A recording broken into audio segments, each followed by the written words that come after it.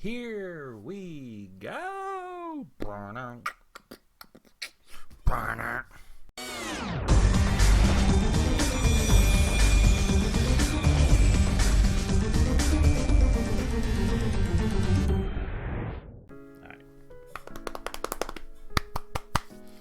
right, everybody, I'm coming at you today in a different style, different format, definitely for a different reason. No games, no agenda, just brutal honesty and put myself out there. As of this past Monday, May 4th, may the 4th be with you, I was laid off from my 23-year-old job. I was employed by an oil field company and I have been with them for 23 years, and come Monday I was let go. And it's so funny because I walked into the office and immediately you get pulled into the room and you know it's coming. Now for me, being a little bit of a man of faith, last week I woke up like Wednesday or Thursday.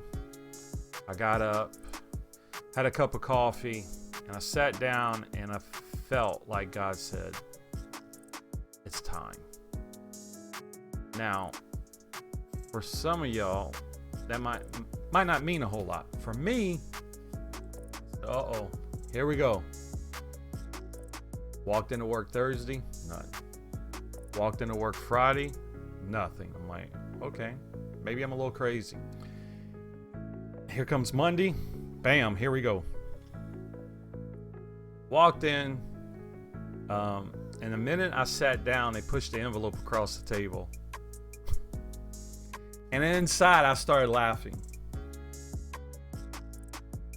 And that wasn't a defense mechanism or emotional way of me handling the stress of the moment. Check. Oh, did my mic cut out? All right. The more they talked, the more I started feeling relief. Weight was coming off my shoulders. I couldn't express it. I had to sit there and play the game for a minute. They had to do all the political correctness talking, blah, blah, blah. I know why I was let go, which would partially be political BS. I also know why I was let go. It's a new world, new time, new everything. Ain't nothing I can do about it. The minute I grabbed my stuff, I was walked out of the building. And as soon as I cleared the door, I smiled all the way to the car. Called my wife. My wife was super supportive. And the closer I got home, the bigger my smile got. Now for some people, they can't handle that concept. For me, personally, I have never wrapped my identity in my job for a couple of reasons. I never wanted to be this guy for this company by the time I die. That's not how I want to be remembered. So that's not how I lived. Where most people, their job is their identity. Hey, and if that's you, that's all good. For me, no. Now, you're probably wondering why you're laughing. Because I know some people will be like, you're going to have your moment. Let me tell you why I'm laughing and why I'm smiling. See, this is something I haven't talked about. There's a lot of people who don't know this. There is some who know this. But no one's ever really talked to me directly to a certain level about this, who do know about it, because they don't know what to say. But the oil field took a massive dip a couple years ago, and my previous employer had drastic layoffs. I mean, the facility I was at, they went from like 160 to 40 employees. I mean, my perm manager at the time looked like he was about to have a heart attack, and I felt for the man. I did. It was horrible. It was rough. You know, he cracked a joke. I might have to run this shop with 20 people. He came pretty close. Well, you know, cuts are made. I end up having to take a small little pay, not a small one, but almost a half pay cut. And then they asked me to go to another facility. At that time, you don't argue with it. You go, you do what you got to do to have job security, right? So I go to this new facility. I've been there a month. We were having a meeting, you know, big powwow meeting. And the way this shop was structured, there was a whole lot more shop people than there was office people. But everybody who was somewhat of a manager or office personnel was in this one meeting. And what we didn't know was there was a previous employee who walked onto the premises. He'd been there for about 10 minutes. Well, our meeting got out right after, well, was it right after lunch? We were breaking? Or we were breaking right before lunch. I don't know. That day's kind of blurry for me. But it was after lunch, yeah. We broke out for a break. And me and another employee was talking. And this individual came across the room, confronted a QA manager, pulled out a gun and took his life. Right there in front of my desk. His body fell 10 feet in front of us. And it's so funny, I haven't been in the military for years, but boy, let me tell you, when things start going down, instincts kicked in that you ain't used in a while. I remember dunking down, you know, because in your mind, let me tell you, when something like that goes down and you're not ready for it, it's like the Matrix. Everything slows down to a certain degree. And I remember dunking under my desk, grabbing the arm of my chair. I'm about to sling it across the room because I'm waiting for a second gunshot, knowing that I witnessed this dude taking his life. But in the moment, I'm thinking shooter, right? 1 Mississippi, 2 Mississippi. I know what I saw. Stand up. Rest is history. Why am I sharing this? See, I am a very creative guy. I love doing art. I've been doing art and different stuff for years. And I'm a big advocate of living your dream. If you're not living happy, you're going to die with regrets. And I promote it, I push it. This is why I have this on the wall here, Live Your Passion. And I've been doing it for years. I have done everything from props on stage. I've made action figures that I have mailed across the world. I have been published in magazines. I have been to Hollywood and back for a contest. I've tried all kind of avenues to break into somewhat of an industry. And for the majority of people that I know, they kind of laugh at it, right? You know, it's nerd stuff. It don't, you know, I know some guys when they see me, hey, you still making them toys? Whatever. You can laugh all you want, but the last time I checked, Avengers made what, $7 billion in the last 2 years? Yeah, pop culture industry ain't nothing, right? I think Avengers has made more than the oil field has. I'm just putting it out there. Think about it. I'm a big advocate of it, but here I am trying to do the right thing, trying to own my responsibility as the provider of the family, get the job, get the benefits, take care of the wife and kids, right? Keep your head down, muscle through it. And I've done multiple positions within this employer, and I gotta say, the majority of my life, I have felt like a square peg in a round hole. I don't fit in. I don't. And sometimes I was able to use that to my advantage, and sometimes it just made my ride a little bit rougher. So here I am. I'm a big advocate. I push my kids, live your dreams, don't settle for nothing. If you're passionate about something, go all in. And nowadays, with the technology, you could start a YouTube channel tomorrow and be Ninja Turtle expert and have a career. But here I am, the beginning of 2017, and this dude walked right in front of my desk and pulls this crap.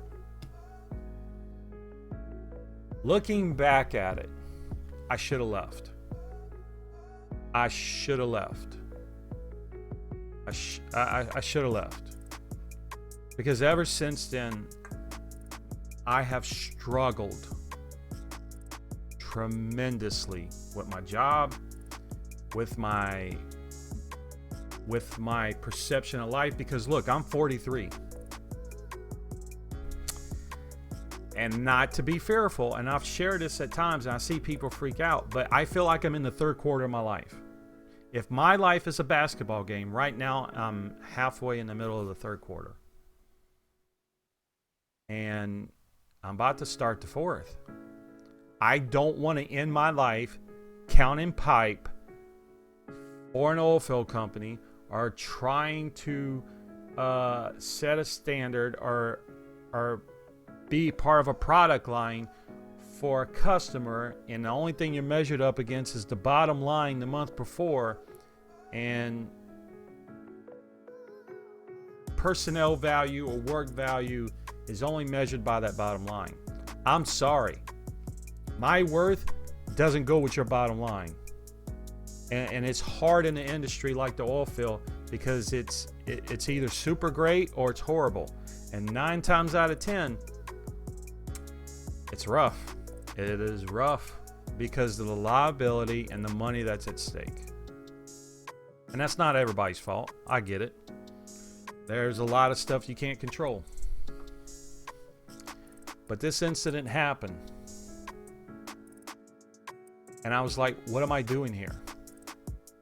I'm an advocate for this. Here I am, like most Americans, doing something. Now look, my job for the last 3 years has not been that stressful. I was doing something that was a little more creative. At the end of the day, I had 2-3 hours worth of work in an 8-hour day. I did the best I could to make it stretch. I felt like for the majority, I got along with everybody in the office except for one. It is what it is. But I probably should have left after the shooting. But here I am. Lord, I wish all I could do was make content and push my art. Lord, I need to do something. Not yet, not yet, not yet. Lord, I can't do this no more. I cannot do this anymore. Not yet, not yet. Oh, Lord, what we have today. Thomas, it's time. Oh, crap. Here we go. I walk in Monday and here I got laid off.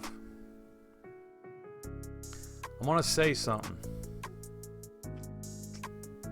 I have smiled more this week than I have the last 3 years. The weight is off my shoulders. I don't know if it was the industry, that incident, but I was done. And I'm at a place now where I feel like I haven't been able to breathe in years. I mean years. I mean, I wake up, I feel like I already had a pillow in my face. Now, technically, that's not on anybody.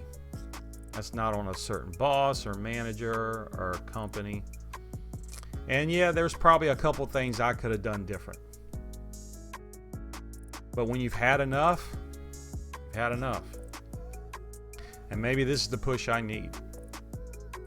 Because if it's up to me, and I don't know how I'm going to approach this yet, that's what I've been trying to figure out all week.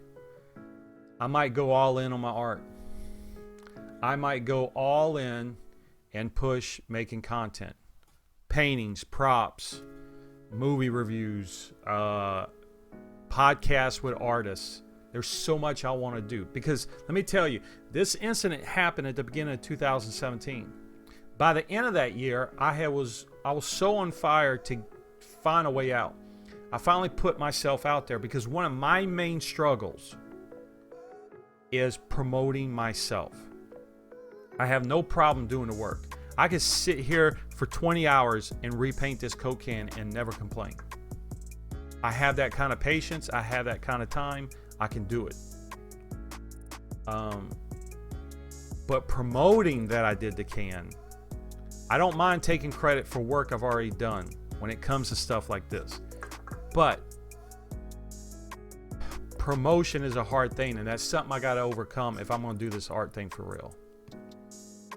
But at the end of 2017, I pushed myself, and I got to be a part of a youth theater program who did a production of Beauty and the Beast Jr., and my daughter got to be in it. I did props, I did sets, I actually worked backstage during the production, moving sets, dressed all black, I mean, it was some of the best time I ever had. That year started rough and it ended great. And it gave me fuel to going, I can do this, but I don't know if I can do it full time. And I remember standing behind the curtain, dancing with my daughter as Beauty and the Beast were dancing to Beauty and the Beast. Me and my daughter's dancing behind the curtain. And it was the best moment of my life because now I felt like I was living. But I was still working for this oil field company. The struggle's real. It is so real. But here I am. 2020, baby. Gotta figure it out. Why am I sharing this? Because you know what? All chips are on the table. I have nothing to lose now. And I feel like I can breathe. I have a lot of ideas. I think I'm going all in on this art. I have a small window of opportunity. If it works, you're going to see a lot more stuff coming from me. If it doesn't work, I could be working for Amazon next week or next month. I don't know. But I'm sharing this. I'm sharing this because there's somebody out there that is in the same spot as I am. And the other day, Stephen Verdick had a message, and part of his message said, with great problems comes great opportunity. Let's do it.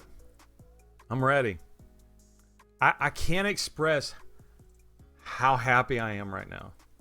I mean, like, I haven't been able to breathe this much in years. So I look back, I toast the last 23 years, but it's not who I am. And I'm hoping I'm able to show more of that coming soon. So, anybody watching this, I appreciate your time. Let's see if I can't get this art thing off the ground. If not, back on the grind. So, be cool, be safe, tie your shoes, and always live your passion. See you tomorrow. Peace.